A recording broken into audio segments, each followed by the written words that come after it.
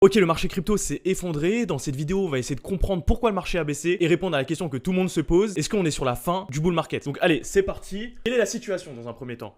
Le Bitcoin continue sa chute, 2,16 milliards de pertes en 48 heures. C'est juste énorme pour le marché crypto, c'est juste une baisse qui est considérable. Je pense qu'on n'a pas connu ça depuis un certain temps maintenant. On va essayer de comparer un peu et comprendre les baisses qu'il y a eu. Sur Bitcoin, on a eu une baisse depuis l'ATH de 28%, ce qui est énorme. Sur Ethereum, on est à peu près à 50%. Ce qu'il faut savoir, c'est que quand Bitcoin chute, les alts, donc qu'est-ce qu'un altcoin? C'est par exemple tout ce qui n'est pas Bitcoin. Donc Ethereum, Solana, XRP. Et les altcoins prennent beaucoup plus cher que Bitcoin. Comme vous avez pu constater, là on est au moins on est à peu près sur du x2 au niveau de la baisse. On va essayer de comprendre maintenant pourquoi le marché s'est effondré. En fait, il y a plusieurs raisons à cela. Tout d'abord, il y a eu l'effet Trump. Qu'est-ce que l'effet Trump? C'est un fiasco pour le Bitcoin. C'est surtout sur les nouvelles taxes sur l'importation. Donc, qu'est-ce que ça crée? Ça crée de l'incertitude macroéconomique. Ce qu'il faut savoir, c'est que l'incertitude, c'est mauvais pour les marchés financiers. Parce que qu'est-ce que veulent les marchés financiers? De la certitude. Ils veulent qu'une semaine, un mois, 2 mois, un an, ils veulent que tout se passe bien sur les marchés, sur leurs actions, pour qu'ils puissent se positionner. Sinon, c'est compliqué. Par exemple, les guerres, c'est ce qui est très mauvais pour les marchés.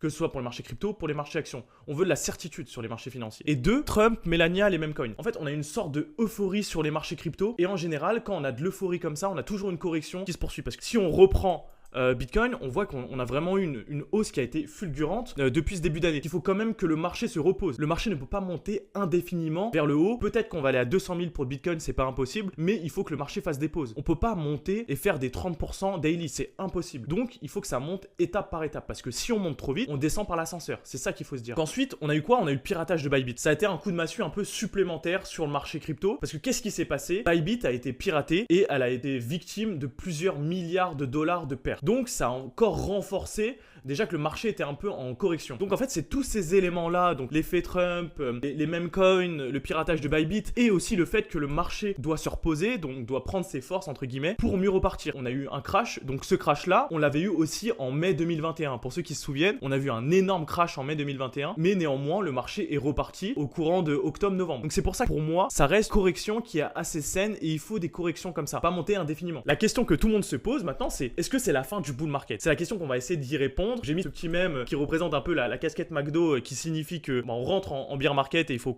tous qu'on reprenne notre taf au McDo, etc. Donc c'est la question qu'on va essayer d'y répondre. Déjà dans un premier temps, j'ai mis ce mème qui est Bow the Deep, c'est un mème qui est très connu dans les cryptos. Qu'est-ce que ça signifie? C'est-à-dire que pour ceux qui ont acheté par exemple le Bitcoin qui était à 90 000, ils se sont dit que ça allait être le point bas, ensuite 80 000, 70 000 et on va dire 60 000.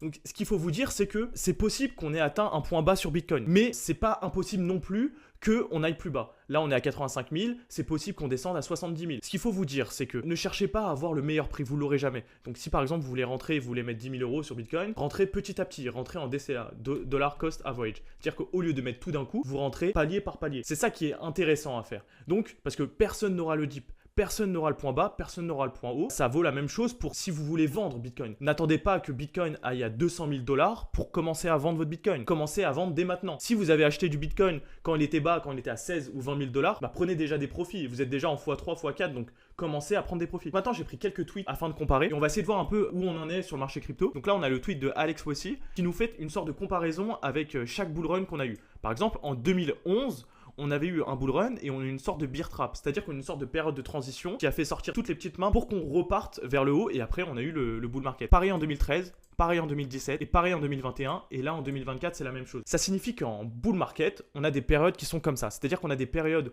où le marché explose et on a une sorte de période de baisse comme ça, quelques mois, qui arrive à mi-marché. Et c'est exactement ce qu'on a à l'heure actuelle.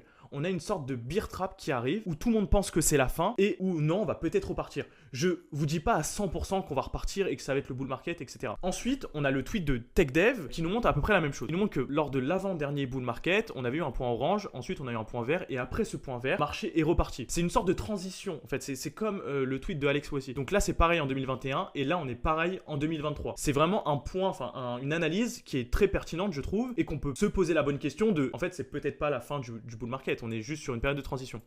On a eu pareil de Miles qui nous dit qu'on est au tout début du bull market. Ça, c'était les anciens bull market. Donc, je vois très mal. Donc, là, c'est 2012. Ça doit être 2016, 2020. Et donc là, c'est le bull market actuel. Donc, on est vraiment qu'au milieu encore. Et si on remarque bien, c'est qu'à chaque bull market, on a une période de transition, de baisse, pareil. Donc voilà, pour moi, c'est juste voilà, une période de transition, comme je vous expliquais précédemment. On l'a eu par le passé, et après, voilà, c'est l'avenir nous dira. Donc, est-ce que c'était simplement une période de transition, ou est-ce que, voilà, on va repartir en bear market? Ensuite, un indicateur qui est ultra important lorsqu'on regarde les cryptos, c'est le crypto fear and greed. Qu'est-ce que le crypto fear and greed? C'est l'indicateur des sentiments sur le marché. Lorsqu'on est à 10, c'est-à-dire que tout le monde a peur. Là, on est sur une peur générale sur les marchés crypto. Tout le monde pense qu'on est sur la fin du bull market. Lorsqu'on est plus proche des 70, 80, c'est qu'on est dans l'euphorie totale. Tout le monde pense que Bitcoin valait 1 million. Et là, on est à 10. 10, c'est vraiment un point qui est ultra bas. Donc, ce qu'il faut savoir, c'est que j'ai toujours acheté quand il y avait l'extrême fear qui était à ces alentours-là. Et j'ai toujours fait des bons achats, entre guillemets. Parce que c'est là où tout le monde a peur. Il faut toujours acheter la peur et vendre l'euphorie. Donc là, on est dans un point qui est ultra intéressant. C'est pas un conseil en investissement. Je vous dis pas d'acheter du Bitcoin à l'heure actuelle. Mais c'est un indicateur auquel il faut y prêter attention. Donc après j'ai pris un petit mème qui montre que voilà, quand le Bitcoin il est à 100K, tout le monde se jette dessus. Et là quand il est à 59K, bon on est plus proche des 70, personne n'y va. C'est ce qu'il faut vous dire en fait. C'est qu'il ne faut pas vous jeter quand c'est l'euphorie. Il faut plutôt vous jeter quand plus personne n'en veut. Et surtout si c'est un actif de qualité. N'allez pas acheter une crypto qui vaut pas le coup. Là, Bitcoin, on sait que voilà, il y a quand même du background sur Bitcoin. Donc vous pouvez vous positionner. Donc voilà, on arrive à la fin de cette vidéo. N'oublie pas que tu peux réserver ton call gratuit. Le lien est dans la bio. C'est 30 minutes où je te donne des conseils qui sont totalement gratuits. Et mon but, c'est de te donner des pistes sur les marchés financiers, que ce soit sur la bourse ou sur la crypto. Donc on peut même faire un point sur ton portefeuille actuel. Donc voilà, si la vidéo t'a plu, mets un like, mets un commentaire, abonne-toi et on se retrouve pour une prochaine vidéo.